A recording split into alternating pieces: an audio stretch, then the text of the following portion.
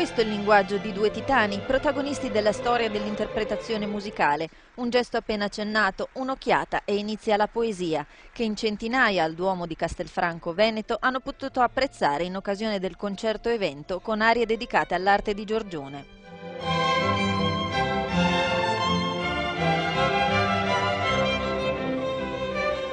I solisti veneti, diretti dal maestro Claudio Scimone, hanno eseguito musiche di Bach, Mozart, Rossini, Gluck, avvalendosi di un violino solista d'eccezione, Salvatore Accardo. Il concerto, offerto da Friuladria, è stato un omaggio a Giorgione a 500 anni dalla morte dell'artista, proprio nella sua città natale, che lo ha celebrato anche attraverso una mostra. Nei quadri si sente tanta musica, nella musica si vedono tante cose meravigliose che sono state dipinte, quindi è una comunione assolutamente fantastica.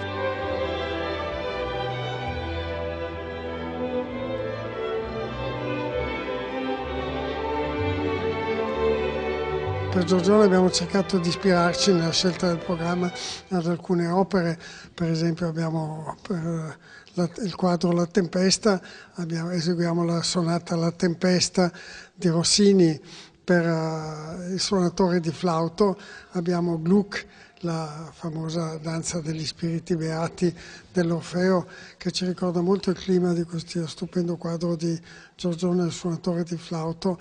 Poi naturalmente l'omaggio alla Vergine, che in questo Duomo di Castelfranco ci ispira dalla famosa pala